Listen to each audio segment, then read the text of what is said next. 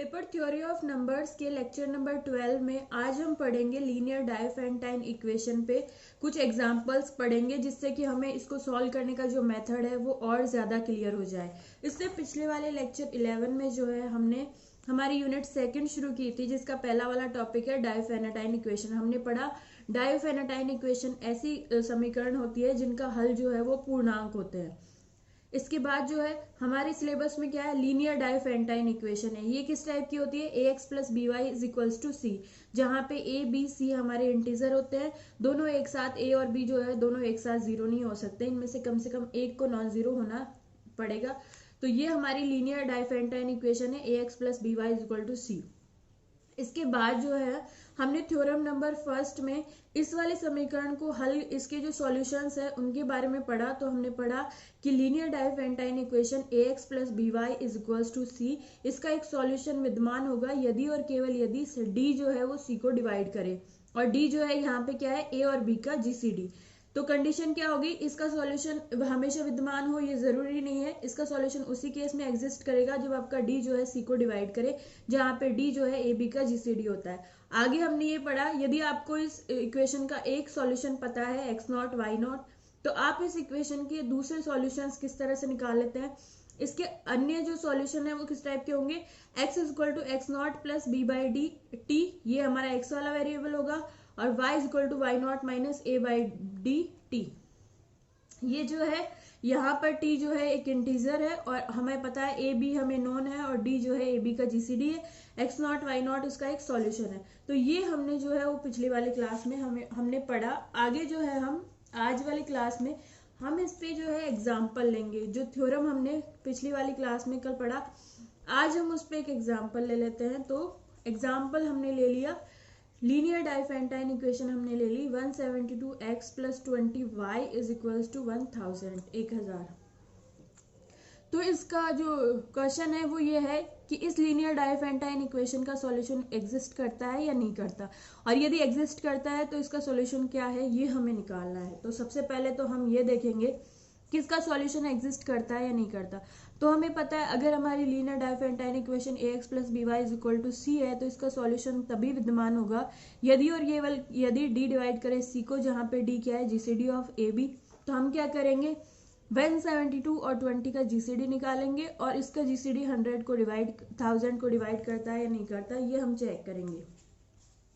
तो यहाँ पर 172 और 20 का जीसीडी निकालने के लिए हम यूक्लिडियन एल्गोरिथम जो हमने पिछली वाली यूनिट में पढ़ा था उसका यूज कर रहे हैं। तो यहाँ पर यूक्लिडियन एल्गोरिथम का जो जीसीडी निकालने का मेथड है वो क्या है, सबसे पहले हम ए को बी से डिवाइड करेंगे, यानी 172 को 20 से डिवाइड करेंगे।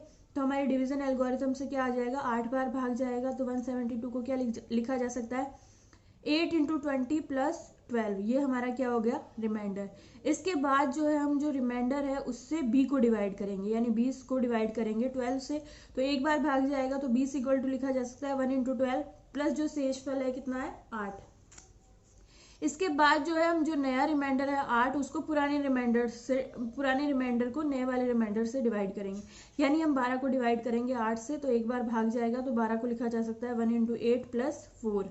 अब जो है नए वाले रिमाइंडर को पुराने वाले रिमाइंडर से में डिवाइड करेंगे, यहाँ पे हम 8 को डिवाइड करेंगे 4 से, तो पूरा भाग चला जाएगा 2 बार। तो 8 को क्या लिखा जा सकता है, 2 इंटू 4 प्लस 0, यहाँ पे हमारा रिमाइंडर जो है वो क्या हो गया, 0।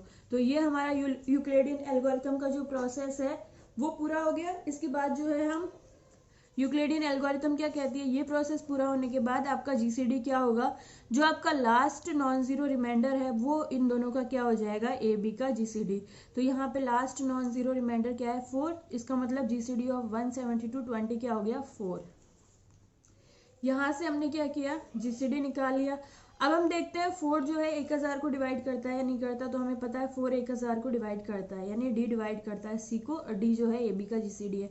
इसका मतलब जीसीडी ऑफ 172 20 डिवाइड करता है 1000 को, इसका मतलब समीकरण 172x plus 20y is equal to 1000 का हल जो है वो विद्यमान है। यानी हमारा फर्स्ट वाला काम जो है वो पूरा हो गया, यानी इसका समीकरण का हल विद्यमान है अथवा नहीं, ये हमने पता कर लिया कि इसका सॉल्यूशन जो है एग्जिस्ट करता है। अब हम जो है इसका सॉल्यूशन निकालेंगे। तो हम क्या करेंगे, एक चीज हम जानते हैं कि जीसीडी ए बी के जीसीडी को ए बी के लीनियर कॉम्बिनेशन में लिखा जा सकता है। उसके लिए हमें एक्स वाई इंटीजर्स की हेल्प लेनी जरूरत पड़ती है। हम जानते हैं यदि डी जो है ए बी का जीसीडी है तो पूर्णांक एक्स वाई इस तरह से विद्यमान होते हैं कि डी जो है ए और बी का क्या हो जाता है, लीनियर कॉम्बिनेशन। तो हम क्या करेंगे, सबसे पहले 4 के लिए ऐसे x और y ढूंढेंगे, क्योंकि हमारा यहाँ पे जीसीडी क्या है 4, तो 4 के लिए इस तरह के जो x और y है वो ढूंढेंगे।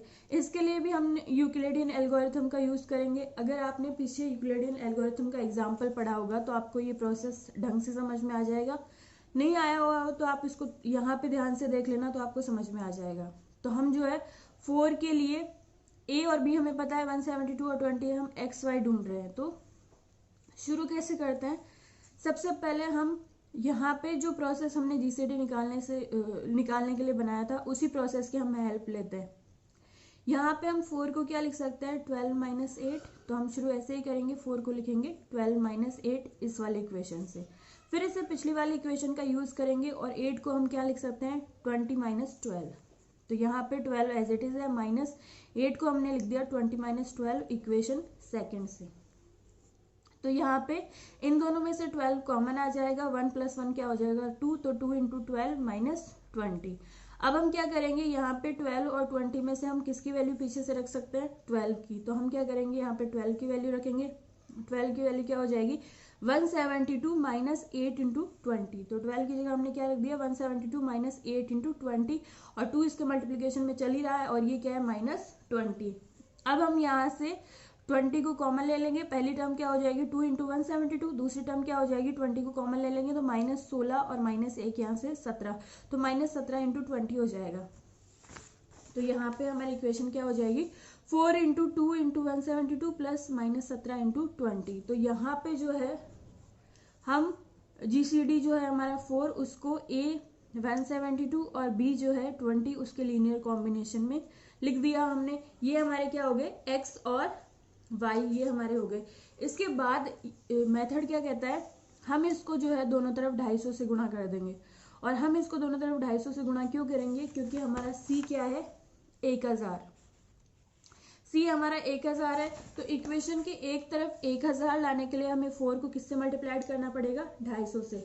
तो हमने इस इक्वेशन को दोनों तरफ 250 से मल्टीप्लाइड कर दिया, तो ये क्या हो गया 250 into 4 is equal to 250 250 into 2 into 172 plus यहाँ पे माइनस 17 इंटू 250 इंटू 20, ये हमारा हो गया। इसके बाद हम ये तो हो गया 1000 यहाँ पे 172 और 20 को एज इट इज रहने देना है, क्योंकि ये हमारे ए और बी है। इसके अलावा जो है उनको हम मल्टीप्लाई कर देते हैं, तो 250 को 2 से मल्टीप्लाई करेंगे 500, 250 को माइनस 17 से मल्टीप्लाई करेंगे तो माइनस 4250 हमारा आ जाएगा।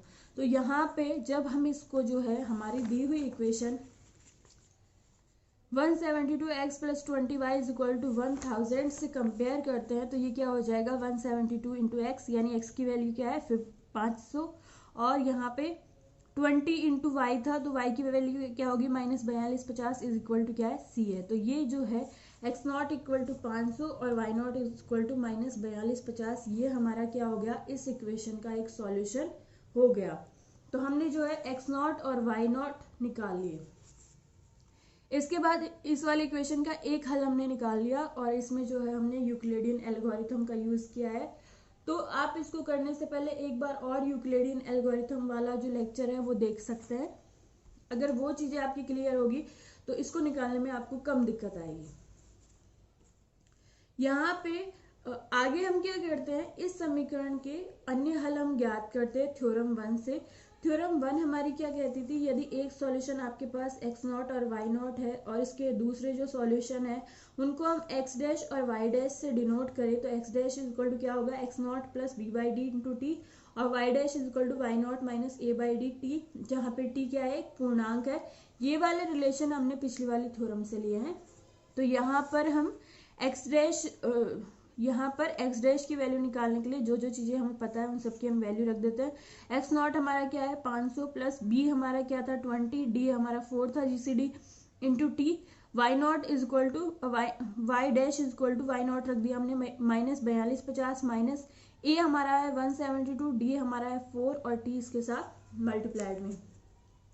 इसको और सरल कर लेते हैं तो x dash is equal to क्या हो जाएगा 500 प्लस 5t और y dash is equal to क्या हो जाएगा -4250 माइनस 43t, जहाँ पे t क्या है बिलोंग्स टू z। ये हमारा एक्स नॉट वाई नॉट इसका एक हल आ गया और x dash is equal to this और y dash is equal to this से इसके बाकी सारे सॉल्यूशंस जो है आप निकाल सकते हैं। तो ये हमारा यहाँ पर आखिर क्या हो गया इसका सॉल्यूशन। इसके आगे का पार्ट जो है हमने हमारी एक कंडीशन अपनी तरफ से अप्लाई करके फिर इसको सॉल्व किया है। ये इसके सॉल्यूशन में कंसिडर नहीं होगा, लेकिन यदि दिए गए समीकरण में अगर हमारे पास इस वाले सवाल में एक कंडीशन ये होती कि इसके सॉल्यूशन जो है वो इस वाले सॉल्यूशन को छोड़कर बाकी के जो सॉल्यूशन है वो धनात्मक पूर्णांक ही होंगे। अगर ये हमारे पास कंडीशन होती है तो हम यहाँ पे एक्स डैश और वाई डैश की वैल्यू एग्जैक्टली याद कर सकते हैं। कैसे निकाल सकते हैं? हमें दिया गया है कि इसके अन्य हल जो है वो पॉजिटिव होनी चाहिए। मतलब क्या हुआ, एक्स डैश और वाई डैश जो है ग्रेटर देन 0 होना चाहिए। अब एक्स डैश और वाई डैश ग्रेटर देन 0 है, इसका मतलब 500 प्लस 5t ग्रेटर देन 0 है और वाई डैश की जगह -4250 माइनस 43t क्या है ग्रेटर देन 0 है।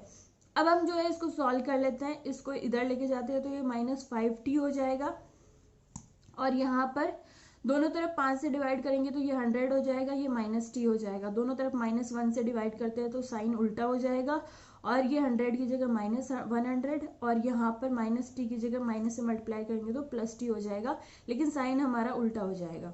तो हमारे पास एक रिलेशन तो क्या आ गया, t जो है वो -100 से बड़ा है। दूसरा जो है, जब हमने y डैश को ग्रेटर देन 0 रखा तो हमारे पास ये रिलेशन आ गया कि ये ग्रेटर देन 0 होना चाहिए। यहाँ से हम -43t को इक्वेशन के उधर भेजते हैं तो ये प्लस का हो जाएगा। -4250 इज ग्रेटर देन 43t, तो इस इक्वेशन को हम 43 से डिवाइड कर देते हैं तो ये क्या आ जाएगा -98 से ही 36 डिवाइडेड बाई 43। ये बड़ा है t से, यानी t जो है इससे छोटा होना चाहिए। अब हम इन दोनों रिलेशन को कंबाइंड रख देते हैं तो क्या आता है, t जो है वो बड़ा है किससे -100 से और t जो है वो छोटा है किससे -98 इंटू 36 43 इससे। ये हमारा हो गया। इसके बाद जो है हमें t के लिए कुछ आइडिया मिल गया कि t जो है इन दोनों के बीच में होना चाहिए। अब ये जो है हमारा इंटीजर ये 98 से बड़ा है, यानी t जो है वो 98 से -98 से बड़ा होना चाहिए। अब हम जानते हैं -5 जो है वो छोटा होता है, -4 बड़ा होता है। यानी अगर बाहर माइनस लगा हुआ है आगे तो इंटीजर का संख्यात्मक मान ज्यादा होने पे वो छोटा हो जाता है। यानी यहाँ पे -98 छोटा माना जाएगा और -99 बड़ा माना जाएगा। तो यहाँ पर हमारे रिलेशन क्या है कि ये जो t जो है वो -100 से बड़ा होना चाहिए, यानी ये -99 -98 ऐसा कुछ हो सकता है, लेकिन ये है -98 से छोटा होना चाहिए। इसका मतलब ये क्या हुआ, ये जो है -98 से -100 के बीच का इंटीजर है और इन दोनों के बीच में कौन सा इंटीजर आएगा -99, यानी t की वैल्यू क्या होगी -99। t की ये वाली वैल्यू हम x डैश और y डैश के इन रिलेशन में रख देते हैं और फिर हम इसको सॉल्व कर लेते हैं तो हमारे पास x डैश की वैल्यू क्या आ जाएगी 5 और y डैश की वैल्यू क्या आ जाएगी 7। ये हमारे पास एक सॉल्यूशन आ गया, लेकिन कंडीशन क्या है, ये इसका पॉजिटिव सॉल्यूशन है और ये इसके हल धनात्मक पूर्णांक होने चाहिए। ये कंडीशन हमने अपनी तरफ से अप्लाई की है, यानी जो क्वेश्चन हमें दिया हुआ है वहां तक उसका सॉल्यूशन तो यहाँ तक ही है। इसके बाद वाला जो है हमने हमारी कंडीशन अप्लाई करके लिखा है। इसका कहने का मतलब क्या हुआ कि यदि हमारे पास ऐसी एक कंडीशन दी हुई है तो हम exactly x dash y dash निकाल सकते हैं, लेकिन अगर हमें कोई कंडीशन नहीं दी हुई हो तो हम एक्स डैश और वाई डैश का ये वाला रिलेशन निकाल के यही हमारा क्या माना जाएगा सॉल्यूशन। तो ये आपका लीनियर डाइफेंटाइन इक्वेशन पे एग्जाम्पल हो गया। अब हम जो है इस पे कोरोलरी पढ़ लेते हैं। कोरोलरी क्या कहती है, ऊपर में इस पे एक ही ऊपर में है, ये कहती है कि यदि a और b का जीसीडी 1 हो जाए और x नॉट y नॉट जो है लीनियर डाइफेंटाइन इक्वेशन का एक सॉल्यूशन है, तो हमें ये दिखाना है कि इस समीकरण के सभी हलों को हम निम्न अनुसार लिख सकते हैं। x is equal to x not plus b t y is equal to y not minus a t, जहाँ पे t क्या है, एक पूर्णांक है, ये हमें दिखाना है। इसमें क्या होगी, एक कंडीशन ऐड होगी कि जीसीडी ऑफ ए बी जो है वो हमारा 1 है। इससे पहले हम जीसीडी पे कोई कंडीशन अप्लाई नहीं करते थे। तो यहाँ पर हम इस वाली कोरोलरी को प्रूव करने के लिए हमारी थ्योरम का स्टेटमेंट लिखते हैं। हमारी थ्योरम क्या कहती थी, यदि x not y not linear Diophantine equation a x plus b y is equal to c का एक हल है, और इस समीकरण के जो दूसरे हल है वो निम्न अनुसार लिखे जाएंगे, x is equal to x not plus b by d t, y is equal to y not minus a by d t. यहाँ पे t एक इंटीजर है और d जो है ए बी का जीसीडी है।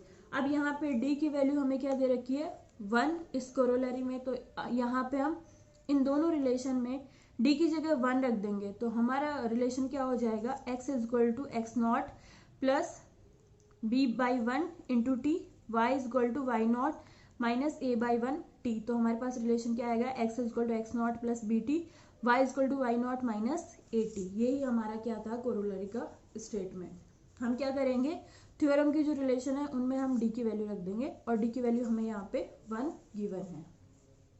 ये आपकी कोरोलरी हो गई। इस वाले कोरोलरी पे भी एक एग्जांपल पढ़ लेते हैं। हमें इक्वेशन दी हुई है 5x plus 22y is equals to 18। तो हमें क्या करना है, इसके हल ज्ञात करने। तो यहाँ पे हम देखते हैं, ये हमारी लीनियर डाइफरेंटाइन इक्वेशन है। सबसे पहले ये देखते हैं इसका सॉल्यूशन एग्जिस्ट करेगा या नहीं करेगा। तो 5 और 22 का जीसीडी निकालते हैं, वो हमारा 1 है। 1 जो है 18, 1 का भाग 18 में देते हैं तो 1 हमेशा 18 को डिवाइड करता है। इसका मतलब इस वाले इक्वेशन का हल जो है वो विद्यमान होगा। और इसका हल क्या होगा, ये हम थोड़ा आइडिया से ही देख लेते हैं। ये 40 और ये -22 करे तो ये क्या आ जाएगा, 40 - 22 कितना होगा, 18। इसलिए x नॉट की वैल्यू तो हम क्या ले लेते हैं 8, और y नॉट की वैल्यू हमने क्या ले ली, -1। तो ये इस समीकरण का क्या हो गया, एक हल हो गया। अब इस वाली समीकरण के दूसरे हल जो है हम कहाँ से लिखेंगे, इस वाली कोरोलरी से। इस वाली कोरोलरी से क्यों लिखेंगे, क्योंकि हमारे वाले केस में भी जीसीडी क्या हो रहा है, 1, और ये कोरोलरी भी उसी केस के लिए है जब ए बी का जीसीडी क्या है, 1। तो यहाँ पर हमारे अदर सॉल्यूशन क्या हो जाएंगे, x is equal to x not की जगह 8 प्लस b हमारा क्या है 22t, और y इज इक्वल टू क्या होगा, y नॉट हमारा क्या है -1 माइनस a हमारा क्या है 5, और ये t। तो यहाँ से हम x और y इन दोनों रिलेशन में जो है वो t की वैल्यू रख के इसके अदर सॉल्यूशंस भी निकाल सकते हैं। तो ये हमारा एग्जाम्पल नंबर 2 हो गया। इसके बाद जो है हम एग्जाम्पल नंबर 3 को देखते हैं, और थर्ड वाला एग्जाम्पल जो है वो लीनियर डाइफरेंटाइन इक्वेशंस की इम्पोर्टेंस क्या है उसको बताता है। ऐसे वाले एग्जाम्पल्स जो है हमने पिछले वाले क्लासेस में भी पढ़ रखे, जो हमारी 11th 12th या उससे पहले वाली क्लासेस होती है उनमें हमने पढ़ रखे हैं, लेकिन उनमें हमने इनको अलग तरह से सॉल्व किया था। यहाँ पर हम इनको लीनियर डाइफरेंटाइन इक्वेशन के जो रिजल्ट हमने पढ़े हैं उनकी हेल्प से इनको सॉल्व करेंगे। तो हमारा जो है वो सवाल ये है, एक कस्टमर है, एक ग्राहक ने सेब और संतरे, एप्पल और ऑरेंजेस के कुल 1 दर्जन फल खरीदे। यानी उसने कस्टमर ने एप्पल खरीदे और ऑरेंजेस खरीदे, और टोटल कितने खरीदे, 12। 1 दर्जन में हमारे कितने फ्रूट्स होंगे, 12। और इन फलों की कुल कीमत है 132 रुपये, यानी उसने टोटल 132 रुपये के फ्रूट्स खरीदे हैं। सेब की कीमत संतरे की कीमत से 3 रुपये ज़्यादा है, और संतरों की तुलना में सेब ज़्यादा खरीदे हैं। तो बताइए कितने सेब और कितने संतरे ग्राहक ने खरीदे। हम जो है यहाँ पर इसको सॉल्व करेंगे। तो सबसे पहले हमने मान लिया कि ग्राहक ने x सेब और y संतरे खरीदे। तो सबसे पहले वाला रिलेशन हमारे पास क्या आ गया, x plus y is equal to 12, क्योंकि x सेब और y संतरे खरीदे और उसने टोटल कितने फ्रूट्स खरीदे हैं, 12। तो x plus y is equal to क्या हो गया, 12। एक रिलेशन ये हो गया। और हमने क्या मान लिया, एक संतरे की कीमत क्या है, 3 रुपये, एक संतरे की कीमत z रुपये है। तो संतरे की कीमत z है, तो सेब की कीमत क्या हो जाएगी, z प्लस 3, क्योंकि सेब की कीमत संतरे की कीमत से 3 रुपये ज़्यादा है। तो यहाँ पर संतरे की कीमत हो गई z, सेब की कीमत हो गई z प्लस 3। तो उसने x संतरे खरीदे तो z प्लस 3 इंटू एक्स, और y उसने सॉरी उसने एक्स सेब खरीदे, एप्पल खरीदे, तो एक्स एक एप्पल एक्स जेड प्लस 3 रुपए का है, तो एक्स एप्पल कितने के हो जाएंगे, Z plus 3 into x plus आगे जो है उसने वाई संतरे खरीदे और एक संतरे की प्राइस क्या है जेड, तो यहाँ पे जेड इंटू वाई जो है वो टोटल संतरों की प्राइस हो जाएगी। और उसने टोटल जो पैसे खर्च किए हैं z plus 3 into x plus z into y वो कितने इक्वल है 132 के। यहाँ पर ये हमारे पास एक इक्वेशन आ गई। यहाँ पर हम 3x को एक तरफ कर लेते हैं, इन दोनों में से हम z बाहर ले लेते हैं, तो x plus y equal to यहाँ पे x प्लस वाई जो है वो कॉमन आ जाएगा, तो ये हमारे पास क्या होगा 3x प्लस वाई, z को कॉमन लिया है हमने तो फैक्टर क्या हो गया x प्लस वाई, तो इक्वेशन क्या होगी 3x plus y into z equal to 132। यहाँ पर अब हम ये रिलेशन रख देते हैं x प्लस वाई कितना है 12 है, क्योंकि टोटल फ्रूट्स कितने खरीदे हैं उसने 12 खरीदे हैं, तो यहाँ पर हम x प्लस वाई की जगह 12 लिखेंगे, तो हमारी इक्वेशन क्या हो जाएगी 3x plus 12z equal to 132। इस वाली पूरी इक्वेशन को 3 से डिवाइड करेंगे तो क्या होगा x plus 4z is equals to 44। ये हमारा हो गया। ये हमारी क्या है लीनियर डाइफरेंटाइन इक्वेशन। अब हम देख लेते हैं इसका सॉल्यूशन विद्यमान होगा या नहीं होगा। ए हमारा 1 है, बी हमारा 4 है, तो 1 और 4 का जीसीडी क्या होगा 1, और 1 डिवाइड करता है 44 को, इसका मतलब इसका सॉल्यूशन जो है हमारे पास विद्यमान है। सॉल्यूशन किस तरह से निकालेंगे, जीसीडी जो है उसको ए और बी के लीनियर कॉम्बिनेशन में लिखेंगे, तो जीसीडी हमारा 1 है, ए हमारा क्या है 1 और बी हमारा 4 है, तो 1 और 4 के लीनियर कॉम्बिनेशन में 1 को लिखेंगे तो क्या आएगा 1 is equal to 1 into -3 plus 4 into 1, इसको सॉल्व करेंगे तो वो 1 के इक्वल आएगा। यहाँ पर अब हम जो है इसको 44 से मल्टीप्लाइड कर देते हैं। क्यों कर देते हैं, क्योंकि इधर हम सी लाना चाहते हैं, सी हमारा 44 है, यहाँ पे 1 है, 44 से डिवाइड करेंगे तो यहाँ पे 44 आ जाएगा, इसलिए हमने पूरी इक्वेशन को 44 से मल्टीप्लाइड कर दिया।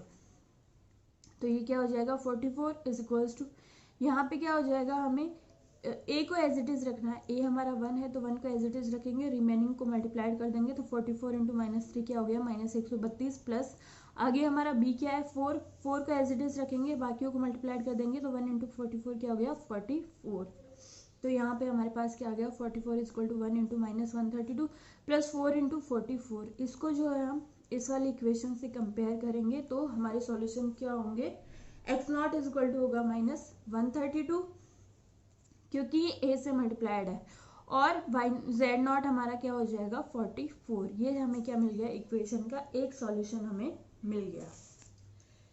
इसके बाद जो है हमारी थ्योरम क्या कहती है, इस वाले इक्वेशन के और रिजल्ट जो है वो किस तरह से होंगे, x is equal to x not यानी -132 प्लस यहाँ पे क्या आएगा b हमारा क्या है 4 इंटू टी, आगे z इज इक्वल टू 44 यानी y नॉट माइनस a हमारा 1 है इंटू टी। ये हमने थ्योरम वाले जो रिलेशन है उसकी हेल्प से लिखा है, और यहाँ पे दोनों का जीसीडी 1 है, तो इस वाली कोरोलरी में जो ये रिजल्ट है इससे हमने x और y की वैल्यू लिख दी है यहाँ पर।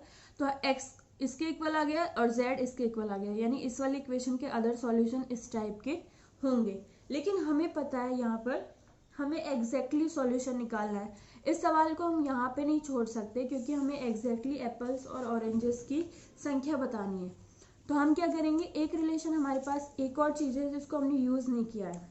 क्वेश्चन में ये है संतरों की तुलना में सेब ज्यादा खरीदे हैं, और सेब क्या है x, और उसने टोटल जो है वो कितने खरीदे हैं 12, तो दोनों मैक्सिमम कितने हो सकते हैं 6, लेकिन जो है यहाँ पर सेब एप्पल वो ऑरेंज से ज़्यादा है, इसका मतलब x की वैल्यू जो है 6 से ज़्यादा है और 12 के आसपास है, मतलब वो 6 तो हो ही नहीं सकती, क्योंकि अगर एप्पल 6 हो गए तो ऑरेंज भी 6 हो जाएंगे, उस केस में दोनों इक्वल हो जाएंगे, लेकिन दोनों इक्वल नहीं है, एप्पल ज़्यादा है, इसका मतलब एप्पल की वैल्यू x जो है वो 6 से बड़ी है और 12 की वो इक्वल या लेस हो सकती है।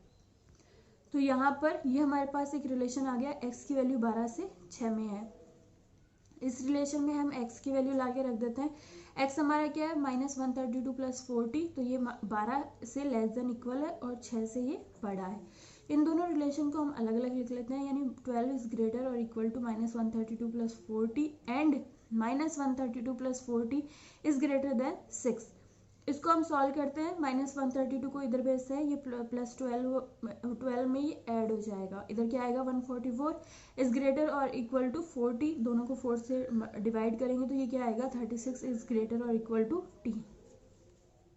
इधर इसको भी सॉल्व कर लेते हैं, 132 को 6 में ऐड कर देंगे, इधर ले जाके 138 हो जाएगा, और यहाँ पर जो है 138, और इस पूरी इक्वेशन को 4 से डिवाइड करेंगे तो क्या आएगा, t is greater then 34 half, यानी t जो है हमारा क्या हो रहा है, 34 से बड़ा है लेकिन 36 से छोटा हो सकता है, इक्वल हो सकता है। तो t के पास दो ही ऑप्शन है, 34 तो वो हो नहीं सकता क्योंकि 34 से वो बड़ा है।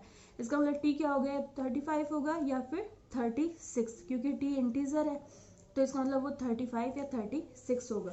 तो हमारे पास यहाँ पर दो केस आ गए, t या तो 35 हो सकता है या फिर वो 36 हो सकता है। तो यहाँ पर ये मैंने 34 से 37 के बीच का इंटीजर इसलिए लिखा है क्योंकि वो 34 से तो बड़ा है लेकिन वो 36 के इक्वल हो सकता है। तो हमने क्या कहा, वो 37 से पहले आएगा, 34 से 37 के बीच में उसके पास दो ही चॉइस है, या तो वो 35 हो या फिर वो 36 हो। तो यहाँ पर t को जब 35 किया तो यहाँ पर मैंने t को 35 करने पर ये यहाँ पर t की वैल्यू रख दी, तो मेरे x की वैल्यू क्या आ गई, 8 यहाँ पे रख दी। z के वाले रिलेशन में तो मेरे पास z की वैल्यू आ गई 9, और y इज इक्वल्स टू क्या है, x plus y equal to 12 है, तो y इज इक्वल टू क्या हो जाएगा, 12 माइनस एक्स, तो y की वैल्यू क्या आ जाएगी 4।